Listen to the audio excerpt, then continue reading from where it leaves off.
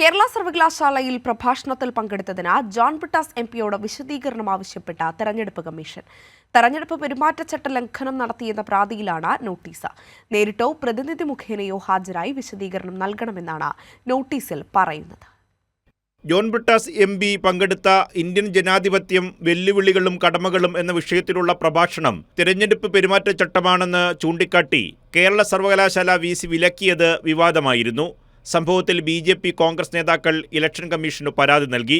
ഇതിലാണ് election commission John ബ്രിട്ടാസിനോട് വിശദീകരണം ആവശ്യപ്പെട്ടിരിക്കുന്നത്. തെരഞ്ഞെടുപ്പ് പെരുമാറ്റച്ചട്ട ലംഘനം നടത്തിയെന്ന പരാതി ലഭിച്ചുവെന്നും നേരിട്ടോ പ്രതിനിധി മുഖേനയോ ഹാജരായി വിശദീകരണം നൽകണമെന്നാണ് ഇലക്ഷൻ കമ്മീഷന്റെ നോട്ടീസിൽ പറയുന്നത്.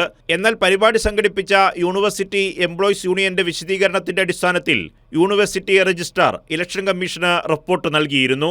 തെരഞ്ഞെടുപ്പ് പെരുമാറ്റച്ചട്ട ലംഘനം നടന്നിട്ടില്ലെന്നാണ് രജിസ്ട്രാറുടെ റിപ്പോർട്ട്. കൊടികളോ ചിഹ്നങ്ങളോ ഇല്ലായിരുന്നെന്നും പ്രതിമാസ പ്രഭാഷണ പരമ്പരയുടെ തുടർച്ചയായാണ് പരിപാടിയെന്നുമാണ് രജിസ്ട്രാർ റിപ്പോർട്ട് നൽകിയത്. ഇതിനു പിന്നാലെയാണ് ജോൺ ബ്രിട്ടാസ് MPയോട് ഇലക്ഷൻ കമ്മീഷൻ നേരിട്ട് വിശദീകരണം ആവശ്യപ്പെട്ടിരിക്കുന്നത്. അതേസമയം പരിപാടി സംഘടിപ്പിച്ച യൂണിവേഴ്സിറ്റി എംപ്ലോയീസ് യൂണിയൻ ഭാരവാഹികളോടും നേരിട്ട് ഹാജരായി വിശദീകരണം നൽകാൻ ഇലക്ഷൻ കമ്മീഷൻ ആവശ്യപ്പെട്ടിട്ടുണ്ട്. കൈരളി ന്യൂസ്, തിരുവനന്തപുരം.